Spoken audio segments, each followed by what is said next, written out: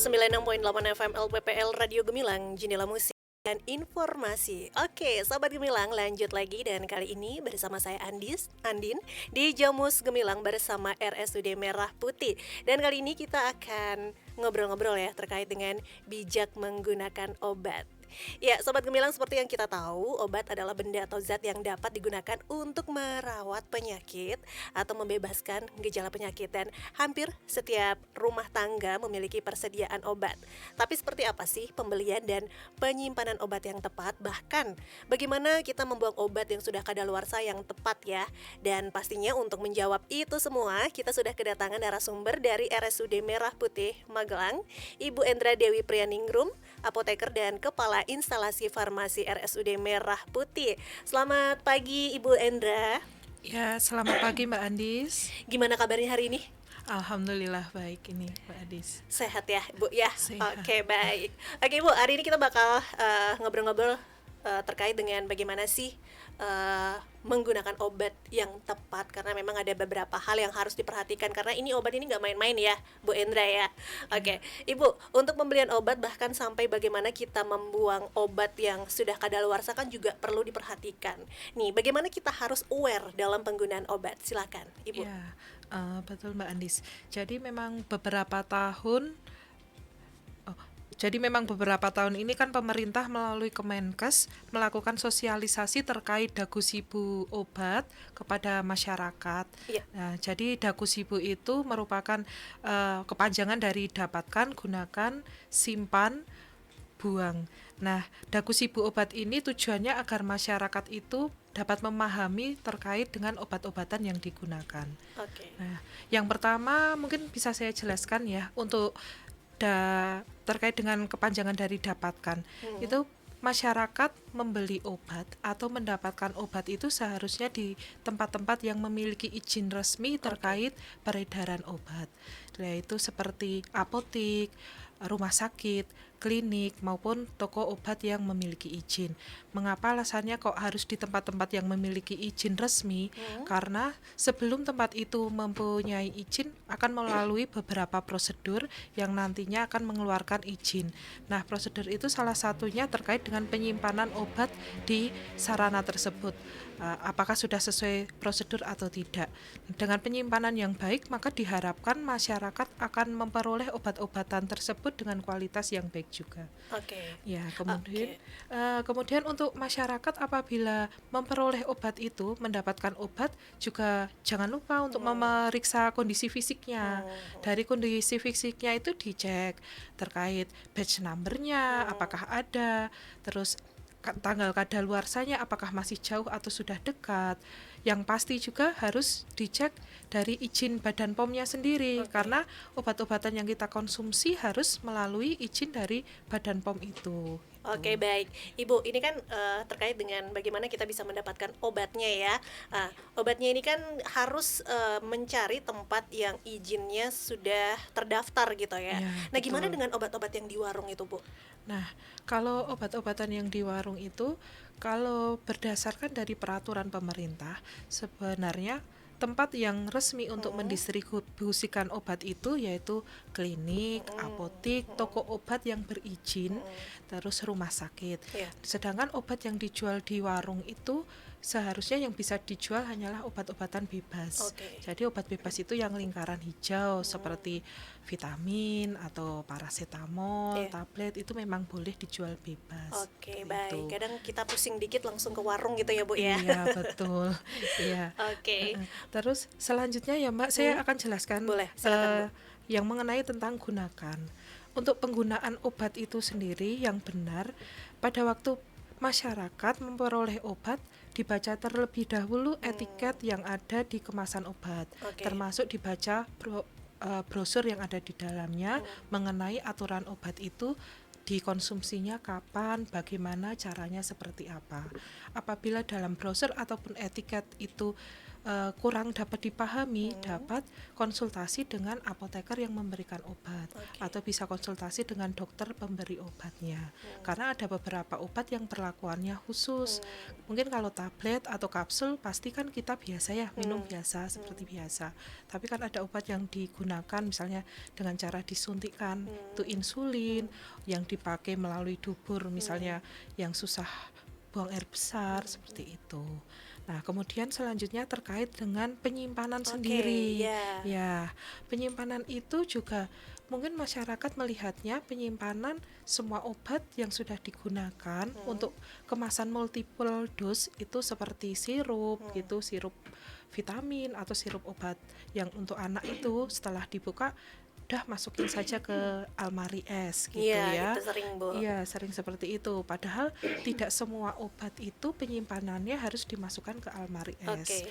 Yang pasti harus kita dijauhkan dari jangkauan anak-anak, harus diletakkan di tempat yang terhindar dari sinar matahari, tidak terkena paparan sinar matahari secara langsung maupun panas yang ekstrim, dingin yang ekstrim, karena itu akan mempengaruhi dari kualitas dari obat itu sendiri gitu. Oke.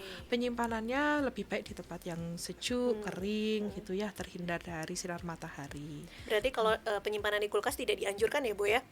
Nah, penyimpanan yang di kulkas itu dianjurkan untuk obat-obat yang memang disimpannya sebaiknya di kulkas. Oke. Jika tidak, cukup di suhu ruangan biasa saja. Yang penting itu tadi tidak terpapar sinar matahari langsung, Oke. tidak terkena panas atau dingin yang ekstrim. Baik, karena Iya. memang pemahaman masyarakat kalau obat ditaruh di kulkas lebih Lebih kadaluarsanya aman. lebih Iya, jadi lama ya. lama gitu. Oke. Padahal tidak seperti itu. Karena kadang-kadang obat yang dimasukkan di dalam kulkas pun malah nantinya bisa jadi rusak juga ada baik. gitu. Yang pasti juga harus jauh dari jangkauan anak-anak. Ya. Karena kan kalau anak yang namanya juga anak-anak ya, melihat suatu obat itu apa nih Bunda, Iya. unik apa, dibuat mainan. Nanti dikonsumsi Iya. gitu. Kalau dikonsumsi malah berbahaya bagi anak itu sendiri. Oke. Iya, terus yang terakhir itu terkait dengan pembuangan ini. Nah, untuk obat pada waktu mau digunakan kan dicek nih, oh udah expired atau belum nih, udah kadaluarsa belum. Jika terus udah bisa digunakan, masih bisa digunakan atau tidak. Nah, jika sudah kadaluarsa atau sudah tidak digunakan lagi, sebaiknya pembuangannya dilepaskan dari kemasan aslinya. Jadi kayak dipretelin itu kemasan utuhnya, dibuangnya secara terpisah.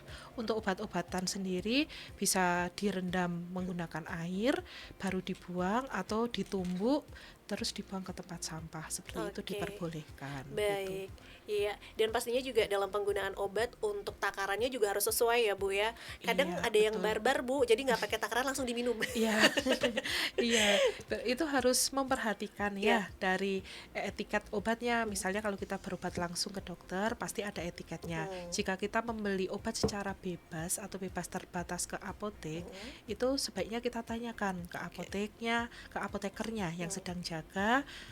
Ini penggunaannya baiknya saya dosisnya berapa? Karena dosis antara orang yang satu dengan orang yang lain itu berbeda. Oke, baik.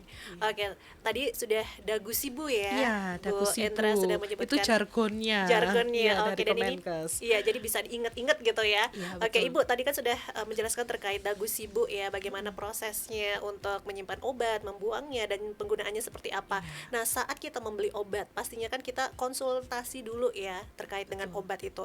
Apa yang harus kita tanyakan kepada dokter terkait dengan pembelian obat? Silakan, Ibu. Oh ya, pada waktu kita berobat ke dokter atau melakukan pembelian bebas ke apotek itu sebaiknya kita sampaikan kita memiliki alergi apa Oke, gitu. ya.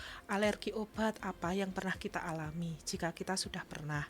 Karena khawatirnya jika informasi itu tidak tersampaikan kepada dokter maupun kepada apoteker, nanti akan mendapatkan obat yang sejenis dan kita akan mengalami alergi kembali. Oke. Terus khususnya untuk ibu hamil, ibu menyusui gitu, itu juga harus disampaikan bahwa kondisinya sedang hamil berapa bulan atau sedang menyusui gitu.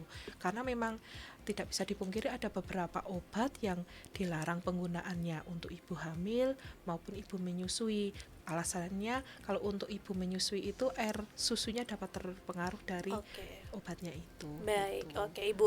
Ibu terkait dengan alergi obat. Jadi alergi itu lebih ke zat obatnya ya Bu, bukan semua obat gitu jadi alergi gitu. Iya, betul. Jadi antara orang satu dengan orang yang lain itu responnya berbeda terhadap suatu obat. Mungkin di saya jika minum obat A gitu akan mengakibatkan gatal-gatal gitu. Di obat yang lain untuk pasien yang lain tidak seperti itu. Karena respon Oke. tiap manusia itu kan berbeda nih.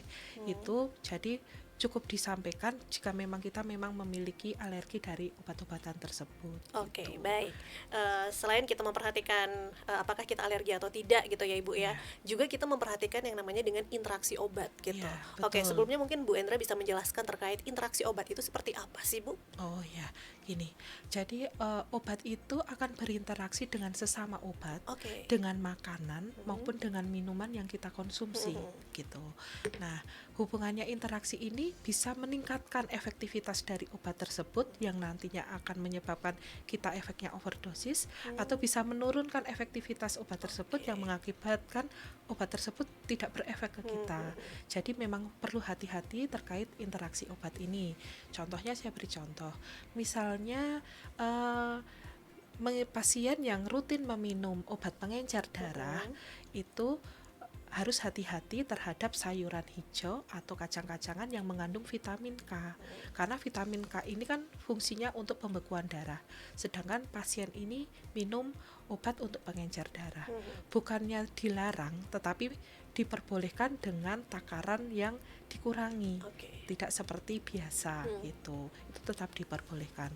Terus misalnya kan kita minum obat, ada beberapa pasien yang mengeluhkan tidak nyaman jika minum dengan air putih. Iya. Terus akhirnya minum teh atau minum susu Iya. gitu untuk menghilangi rasa tidak nyamannya pahit atau Iya. apa gitu. Oke. Nah, sebenarnya kalau minum teh dengan minum obat itu untuk obat apapun dilarang. Karena zat di dalam teh itu akan mengurangi kemampuan obat diserap dalam tubuh. Efeknya obat akan menjadi lama di dalam tubuh. Intinya akan berkurang efektivitasnya gitu. Oke.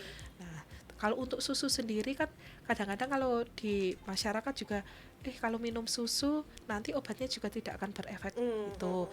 Tidak semua obat berinteraksi dengan susu.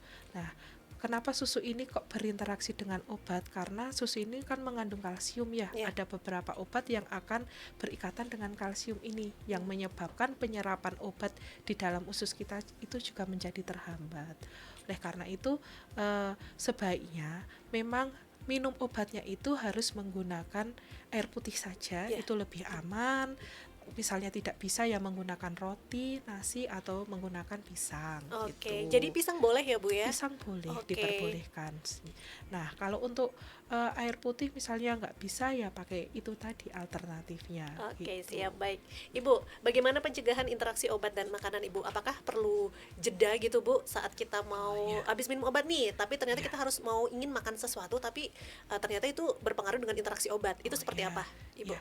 Jadi misalnya kok ada interaksi obat dengan makanannya itu bisa dijeda 2 jam setelah makan baru kita meminum obatnya. Oke. Gitu. Karena rata-rata makanan dapat diabsorpsi sempurna di dalam tubuh itu membutuhkan waktu kurang lebih selama 2 jam. 2 jam. Gitu. Oke. Tapi memang beberapa misalnya buah ya seperti jeruk bali itu dengan ada beberapa obat yang berinteraksi sebaiknya memang tidak digunakan gitu selama meminum obat tersebut. Oke, siap, baik. Bu Endra, nanti kita ngobrol-ngobrol terkait bagaimana kita mengkonsumsi obat saat puasa ya. Karena bentar iya. lagi ini mau puasa nih Oh ya Bu iya, betul, ya. betul. Pasti butuh tips-tips nih dari Bu Iya. Endra. Baik, Sobat Gemilang jangan kemana-mana. Pastikan Anda terus bergabung bersama Andin. Tentunya Iya. di RSUD bersama Andin di Jamus Gemilang bersama RSUD Merah Putih. Stay tune terus di 96.8 FM LPPL Radio Gemilang, Jendela Musik dan Informasi. Stunting masih menjadi PR yang harus diselesaikan bersama. Stunting adalah kondisi gagal tumbuh pada anak di bawah 2 tahun yang disebabkan karena kekurangan gizi pada waktu yang lama. Tidak hanya mengganggu perkembangan anak secara fisik, stunting juga dapat mengganggu perkembangan otak yang dapat mempengaruhi kemampuan prestasi anak. Lalu, bagaimana ya cara mencegah stunting? Bisa dengan ABCDE. Apa saja itu? A. Aktif minum tablet tambah darah sejak remaja dan bagi ibu hamil. B. Bumil teratur periksa kehamilan minimal 6 kali. C. Cukupi konsumsi protein hewani bagi bayi di atas 6 bulan. D. Datang ke posyandu setiap bulan dan imunisasi balita. E. Eksklusi atau pembatasan makanan selain ASI selama 6 bulan sampai 2 tahun. Yuk bersama mencegah stunting untuk menyiapkan generasi muda yang produktif dan unggul menuju Indonesia Emas 2045. Iklan layanan masyarakat ini dipersembahkan oleh pemerintah Provinsi Jawa Tengah.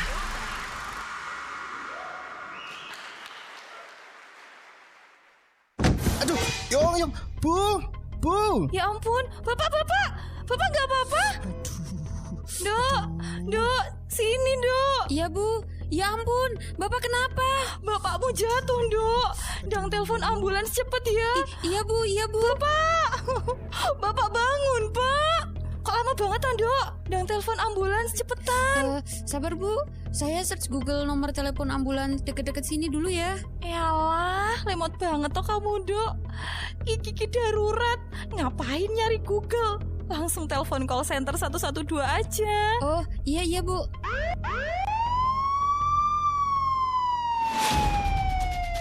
Melalui layanan Bebas Call Center 112, masyarakat bisa melaporkan masalah kedaruratan di wilayah Kabupaten Magelang. Kejadian darurat yang dimaksud meliputi bencana, kebakaran, kejahatan, kecelakaan, KDRT, gangguan hewan, hingga kerusuhan. Masyarakat bisa menghubungi call center 112 melalui pesawat telepon maupun telepon genggam. Bahkan tetap bisa melakukan panggilan darurat dalam kondisi phone lock atau layar telepon genggam terkunci. 112, selamatkan jiwa. Iklan layanan masyarakat ini dipersembahkan oleh 96.8 FM LPPL Radio Gemilang, Jendela Musik dan Informasi.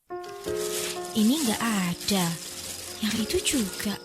Di mana ya? Ibu itu kenapa toh? Kok kertas berserakan seperti ini? Ibu tuh sedang nyari surat bukti kalau ibu sudah terdaftar atau belum sebagai pemilih, Pak. Tenang Bu, apabila kita atau anggota keluarga kita sudah memenuhi syarat atau belum terdaftar sebagai pemilih, kita bisa melaporkannya di posko. Posko apa, Pak? Posko Kawal Hak Pilih. Posko ini didirikan oleh Bawaslu untuk mengawal proses tahapan pemilu agar hak pilih masyarakat tetap tersalurkan. Posko ini ada di kabupaten atau kota, kecamatan, serta desa. Apa cuma itu saja, Pak? Ada lagi, Bawaslu mengajak partisipasi masyarakat kawal hak pilihnya dengan melaporkan setiap menemukan pelanggaran. Contoh, nama tidak terdaftar, nama orang sudah meninggal masih tercantum, dan lain-lain. Wah, asik ya. Semoga hak pilih seluruh masyarakat tetap aman ya, Pak.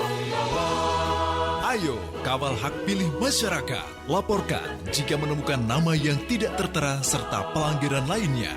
Informasi lebih lanjut hubungi Bawaslu Kabupaten Magelang. Bersama rakyat awasi pemilu. Bersama Bawaslu tegakkan keadilan pemilu. Salam awas.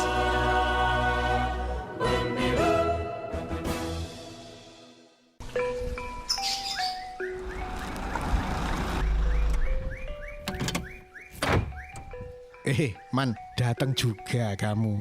Bapak tunggu dari tadi loh. Mana oleh-olehnya? Tenang aja Pak. Nih, saya bawakan dari warung saya. Loh Man, kalau diperhatikan rokokmu, pita cukainya kok aneh toh? Kok koyo ngono lho?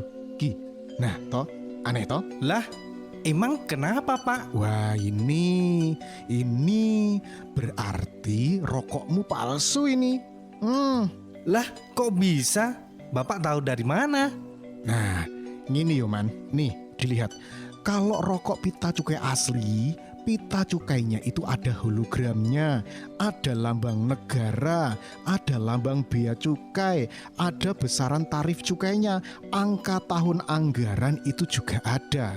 Terus, harga jual eceran dan jumlah kemasan, terdapat teks Indonesia dan teks cukai hasil tembakau dan jenis hasil tembakau.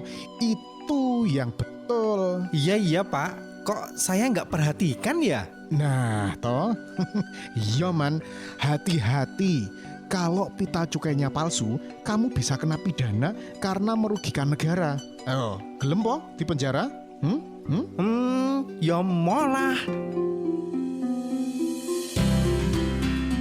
Jika Anda menjumpai rokok ilegal, segera laporkan pada kantor Bea Cukai Magelang melalui WA 0821 3415 9933. Ayo, bersama kita gempur rokok ilegal. Iklan layanan masyarakat ini dipersembahkan oleh Dinas Komunikasi dan Informatika Kabupaten Magelang.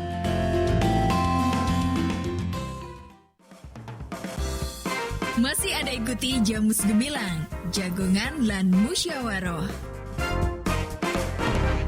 Di 96.8 FM LPPL Radio Gemilang. Radio Gemilang.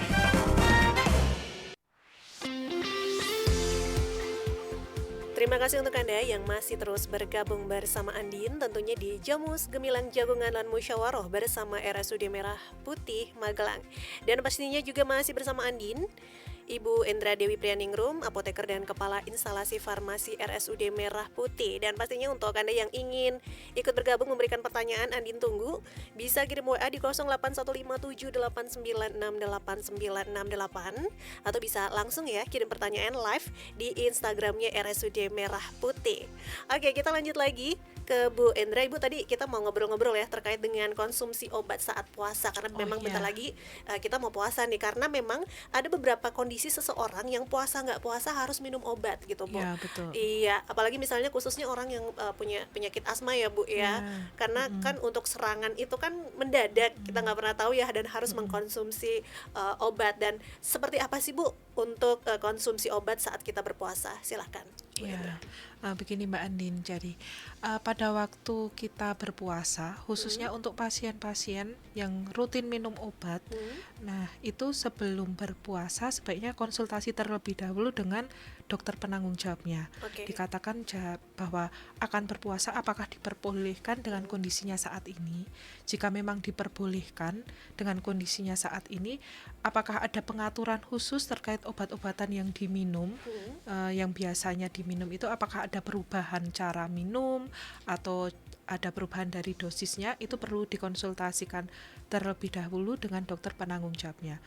Nah, jika memang diizinkan, maka baru boleh pasien itu berpuasa. Nah, untuk penggunaan obatnya tersendiri ya, sebenarnya ada obat-obatan yang memang tidak membatalkan dari puasa. Ini berdasarkan dari kesepakatan para ulama dan ahli medis di Maroko pada tahun 1997. Nah, obat-obatan yang tidak membatalkan puasa ini meliputi seperti obat yang dioleskan di kulit, salep, krim, gel, itu tidak membatalkan. Terus obat yang diselipkan di bawah lidah, mungkin bagi pasien-pasien jantung itu pada waktu serangan ada obat yang diselipkan di bawah lidah, itu juga tidak membatalkan puasa. Terus ada obat yang disuntikkan, itu juga tidak untuk disuntikkan ke kulit, otot maupun vena, asal obat yang disuntikkan tersebut bukan obat suplemen makanan, bukan infusan makanan, bukan vitamin, itu diperbolehkan.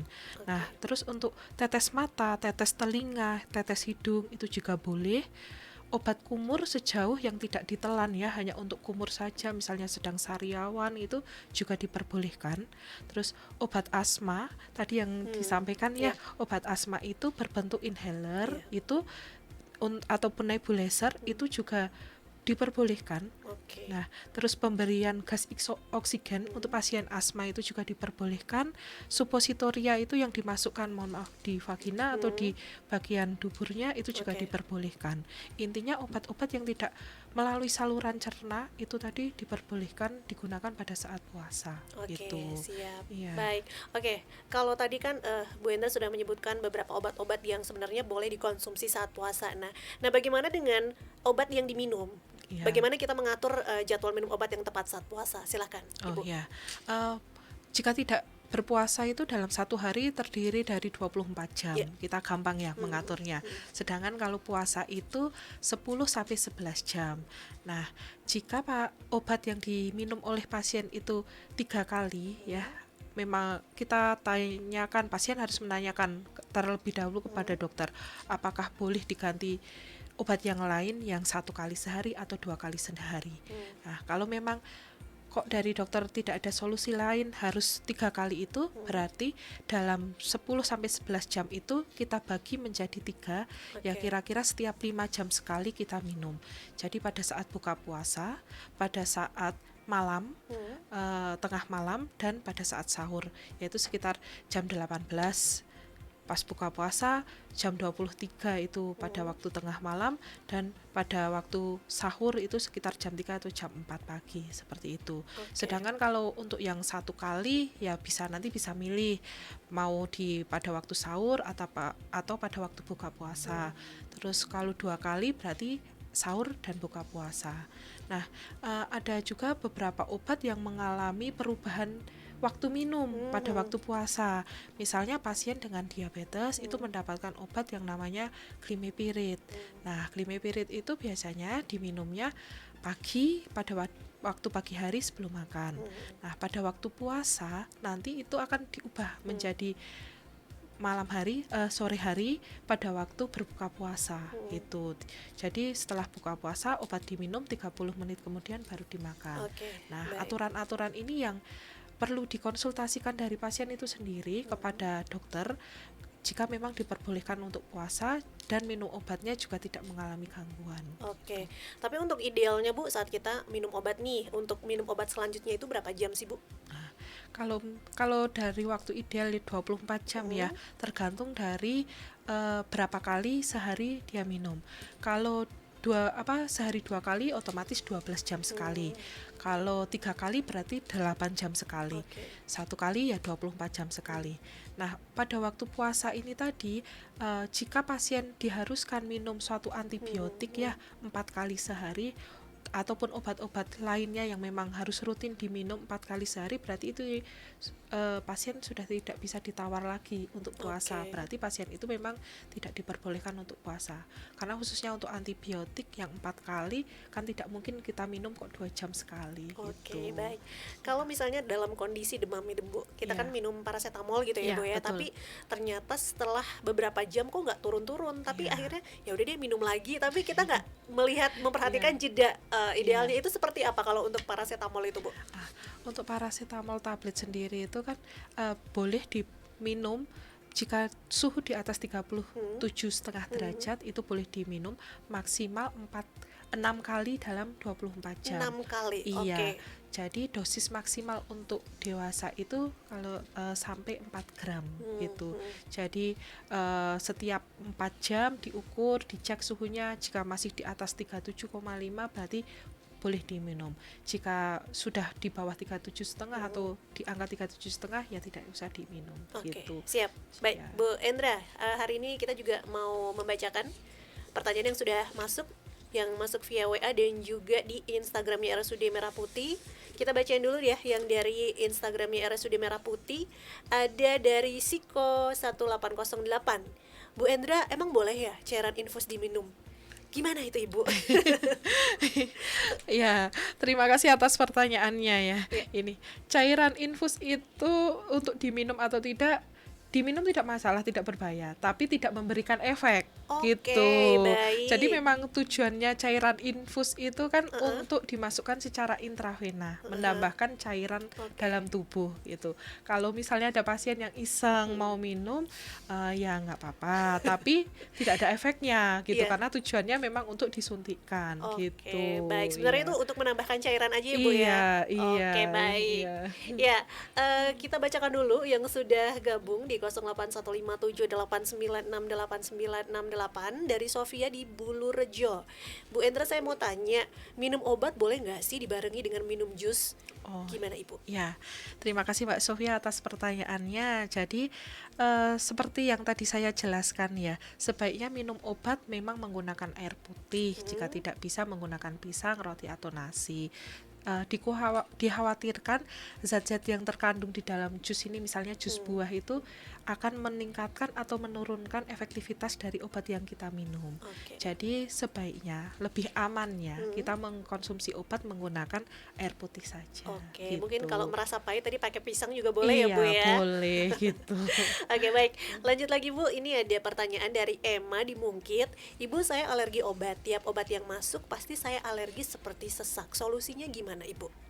Silakan Ibu. Ya, terima kasih Mbak Emma. Minum obat yang menyebabkan alergi atau sesak berarti bisa kemungkinan karena memang alergi dari obat tersebut.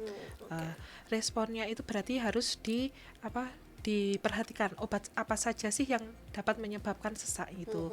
Nah, nanti dikonsultasikan dengan dokter apakah memang karena obatnya atau karena hal yang lainnya. Karena terkait dengan alergi obat pun tidak bisa langsung alergi ini karena ini, itu juga perlu penyelidikan gitu untuk ditelusur riwayatnya minum apa atau makan apa, apakah mungkin ada makanan yang diminum atau dimakan bersamaan dengan obat tersebut yang meningkatkan itu sensitivitas kita terhadap obat itu yang menyebabkan alergi. Tapi jika memang minum obat dengan air putih misalnya kok tiba-tiba merasa sesak, itu memang karena refleks alergi dari suatu obat. Rata-rata memang anafilaksis itu artinya sesak nafas ya, kalau nggak gatal-gatal itu memang harus dihentikan. Mohon pasien langsung segera menuju ke IGD atau ke klinik, ke dokter terdekat untuk konsultasi terkait alergi yang diterimanya sehingga dapat mendapatkan penanganan khusus gitu. Ya, baik. Oke Ibu, kalau alergi obat itu bisa menyebabkan fatal nggak sih Bu? Alergi obat dapat menyebabkan fatal, contohnya itu tadi, jika sesaknya ternyata menyebabkan anafilaksis, itu berarti sesak sekali, benar-benar tidak bisa bernafas, jalan nafasnya terhambat, itu kemungkinan akan menyebabkan kematian ada.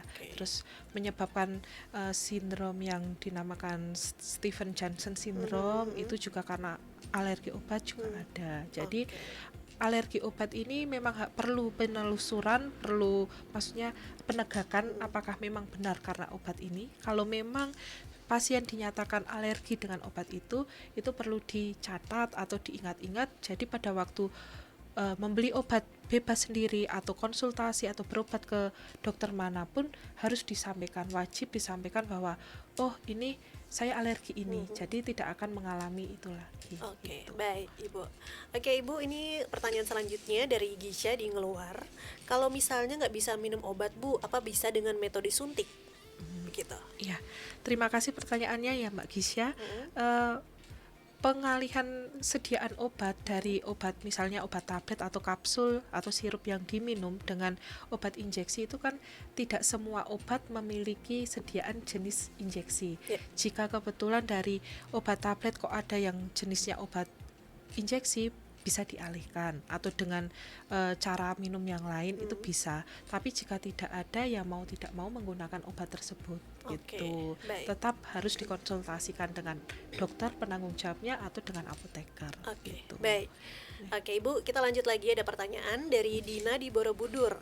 Ibu, untuk takaran obat panas untuk bayi baru lahir seperti apa ya Bu? Kadang saat anak saya demam, diminumkan obat, anak saya gumoh dan keluar lagi obatnya. Apakah perlu diminumkan lagi? Silakan Ibu.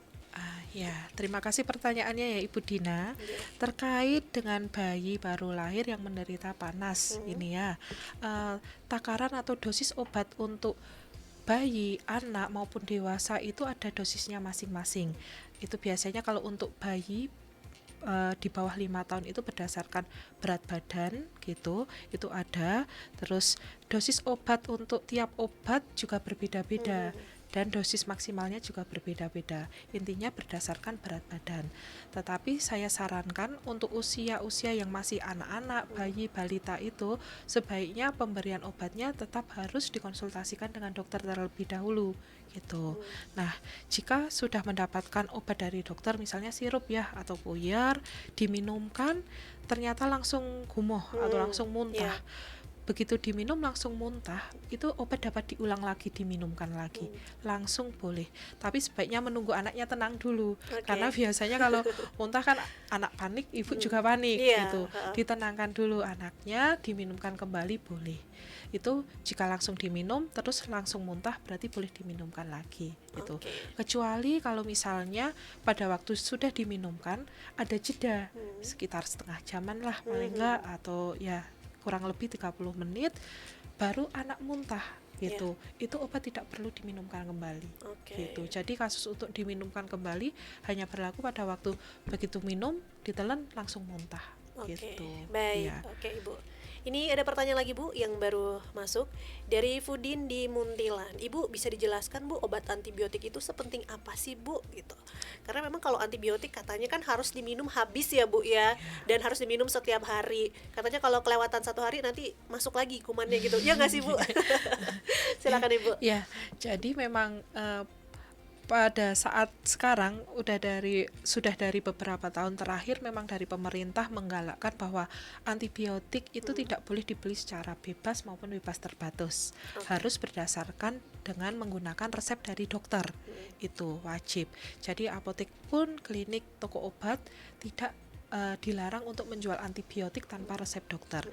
Nah, karena kita melihat dari efektivitas antibiotik itu, jangan sampai dengan penggunaan antibiotik secara bebas itu akan menimbulkan reaksi jadi antibiotiknya tidak berfungsi pada waktu kita pakai, pada waktu kita mengalami infeksi penyakit tertentu membutuhkan antibiotiknya jadi tidak efek lagi.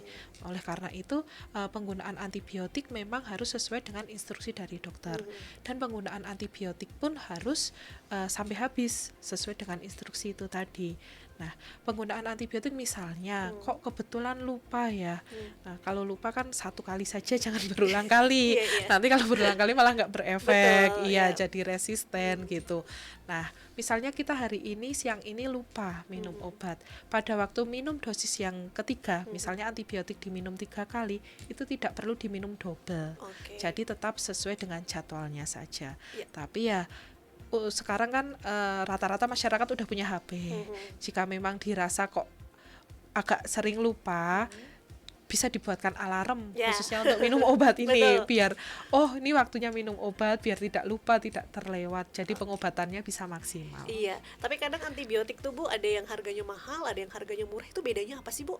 Nah, itu tergantung dari golongan antibiotik itu sendiri. Iya, kan kadang-kadang ada antibiotik yang masih memiliki hak paten gitu. Jadi memang harganya mahal, atau antibiotik yang mungkin masyarakat umum taunya cara pembuatannya lebih mudah, berarti lebih murah, cara pembuatannya lebih sulit, lebih mahal, seperti itu. Mungkin kalau lebih mahal lebih efektif gitu, enggak juga ya Bu ya? Tidak juga, karena tiap antibiotik kan memiliki spektrum sendiri-sendiri. Untuk kuman atau bakteri seperti apa sih yang bisa digunakan untuk antibiotik ini.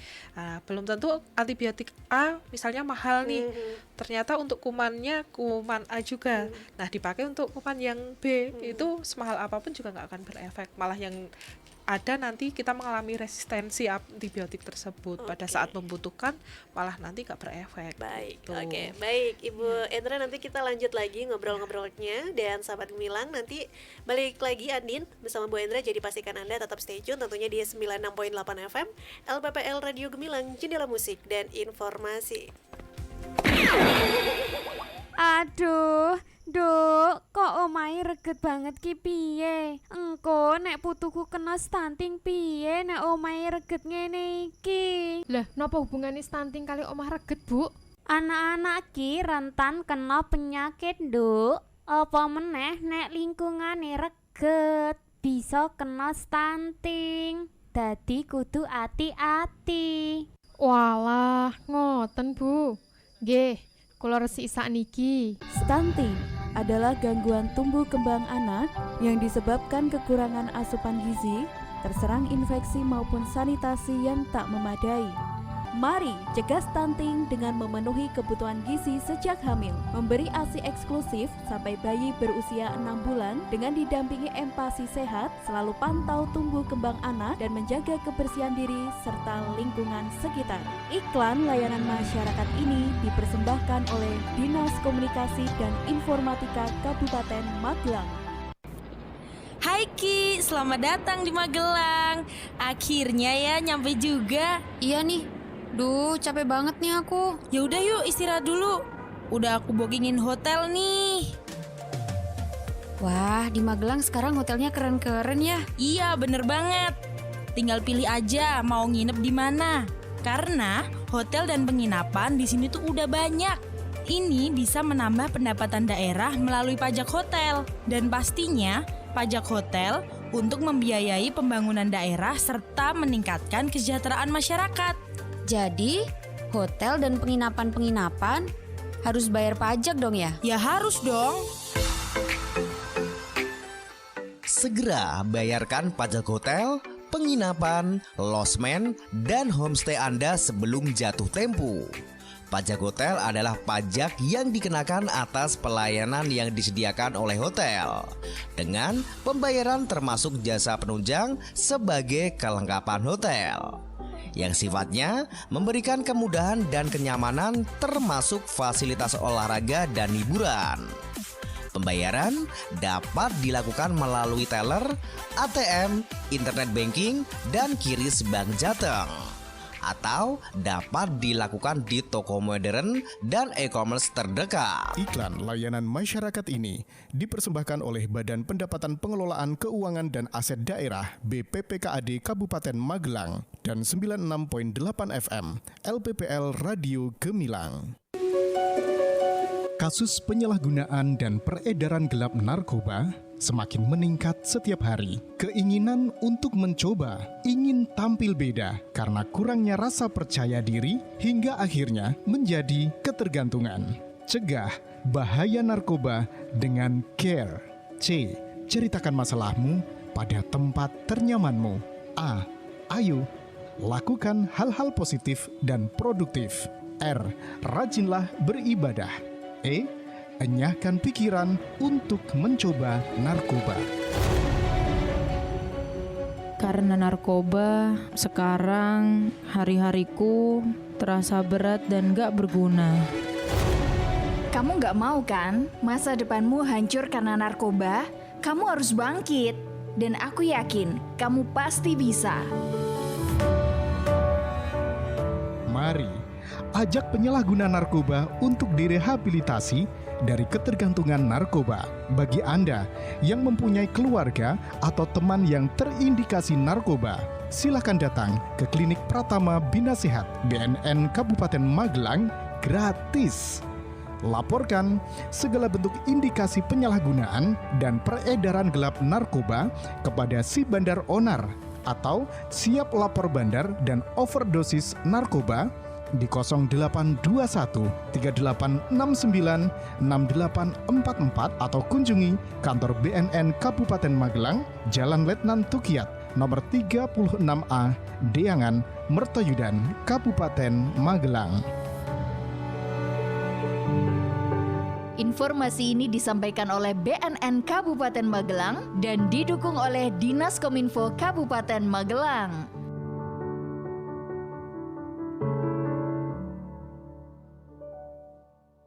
Aduh, Yong, Bu. Ya ampun, Bapak nggak apa-apa? Dok, sini Dok. Iya Bu, ya ampun, Bapak kenapa? Bapakmu jatuh Dok. Dang telepon ambulans cepet ya. Iya Bu. Bapak bangun Pak. Kok lama banget Dok? Dang telepon ambulans cepetan. Sabar Bu, saya search Google nomor telepon ambulans deket-deket sini dulu ya. Yalah, lemot banget toh kamu Dok. Iki darurat. Ngapain nyari Google? Langsung telepon call center 112 aja. Oh, iya Bu.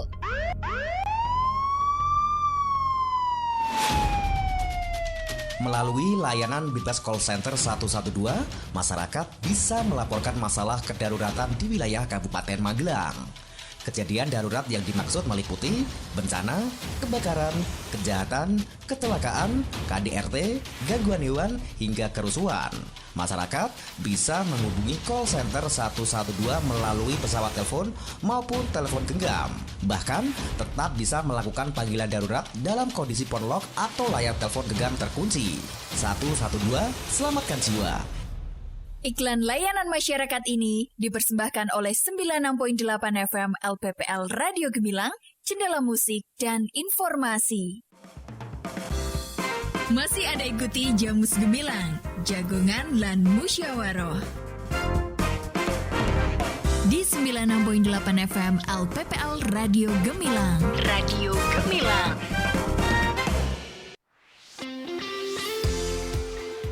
Oke, pastinya masih bersama Andin di Jamus Gemilang, Jagongan dan Musyawarah bersama RSUD Merah Putih. Jadi untuk Anda yang ingin berkunjung ke RSUD Merah Putih, langsung aja bisa datang di Jalan Magelang, Jogja, KM 5 Mungki dan Danurejo. Jadi untuk Anda yang dari arah Jogja ya ke Kota Magelang, lihat aja deh kanan jalan, pasti lihat gedungnya yang besar sekali ya, RSUD Merah Putih.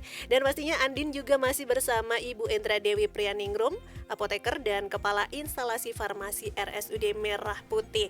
Baik, Ibu, ini ternyata masih ada terselip satu pertanyaan ya via Instagramnya di RSUD Merah Putih yang ingin menanyakan ke Bu Endra. Selamat pagi Bu, apakah boleh minum anti nyeri yang berbeda kandungannya secara bersama-sama? Gimana Ibu? Iya, begini jadi obat anti nyeri itu sebaiknya diminumnya tidak bersama-sama. Tetapi misalnya pasien ini mendapatkan obat anti nyerinya itu dari dokter penanggung jawab, berarti memang berdasarkan penegakan diagnosis dari dokter tersebut. Kalau pembelian obat anti nyerinya ini beli sendiri ya, itu sebaiknya satu macam obat anti nyeri saja untuk menghindari efek samping yang rata-rata obatnya anti nyeri itu akan berefek di lambung, akan menyebabkan nyeri lambung. Tetapi jika pasien mendapatkan beberapa obat anti nyeri dari dokter, berarti memang dari diagnosa yang ditegakkan oleh dokter, pasien ini membutuhkan obat anti nyeri tersebut. Cara minumnya bersama-sama tidak apa-apa. Untuk menghindari terjadinya efek samping, rata-rata obat anti nyeri itu diminum setelah makan. Selain itu dokter pasti akan meresepkan obat untuk lambung. Jadi untuk menghindari efek samping yang biasa terjadi penggunaan obat anti nyeri itu dengan penggunaan obat anti lambung yang diminum sebelum makan. Oke, baik. Jadi lebih amannya konsultasikan lebih terdahulu ya, Bu ya, ke dokter. Baik, Ibu, terkait dengan obat di RSUD Merah Putih juga ada ya, Bu, fasilitas pengantaran obat. Nih luar biasa ya, Bu ya, apalagi khususnya buat saya yang mageran ya, Bu ya. Bisa dianterin nih dari RSUD Merah Putih. Seperti apa, Bu? Bisa dijelaskan? Ya, fasilitas pengantaran obat di Rumah Sakit Umum Daerah Merah Putih ini khusus untuk pasien yang dirawat jalan, berobat di rawat jalan. Jadi misalnya pada waktu pasien melihat kok antriannya banyak, bisa disampaikan bahwa obat akan diantar. Nah, obatnya ini nanti akan diantarkan oleh kami ke rumah. Nah, pengantaran mulai pukul 1 siang gitu.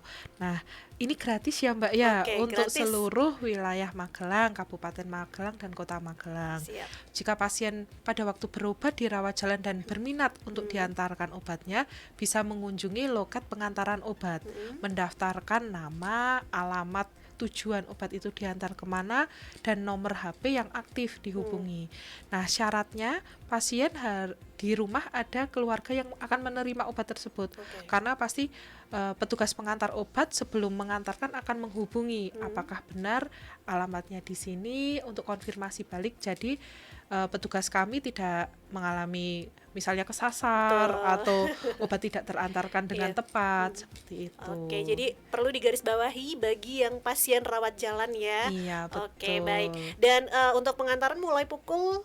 Pengantaran mulai jam 1 siang, setiap hari di hari kerja sesuai dengan bukanya poli rawat jalan kami. Oke, siap, baik. Oke, Bu Endra, terima kasih untuk waktunya hari ini ya, Bu ya. Sehat-sehat terus ya, Bu ya. Iya, sebentar Mbak Andin, saya memberikan pantun penutup ini, Mbak Andin. Boleh. Sudah saya siapkan. Ya. Hari Senin ke Kota Tua. Cakep. Naik kuda di atas pelana. Cakep. Terima kasih pendengar semua. Cakep. Semoga materi ini memberi makna. Amin. Laki-laki. Boleh. Pagi-pagi membuat ketan Cakep. untuk dibawa ke Jakarta. Bila ada keluhan kesehatan, jangan lupa datang ke RSUD Merah Putih tercinta. Cakep, pastinya melayani dengan cinta ya Ibu Iya, ya. betul. Oke, next time main lagi ke sini ya Bu Endra ya. Dan boleh, menyiapkan boleh. 10 pantun boleh. Oh iya.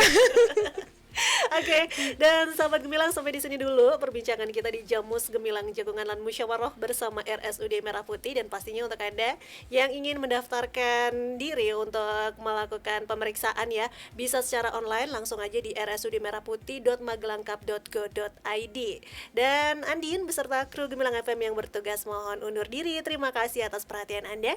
Jangan lupa untuk selalu dengerin 96.8 FM LPPL Radio Gemilang, jendela musik dan informasi.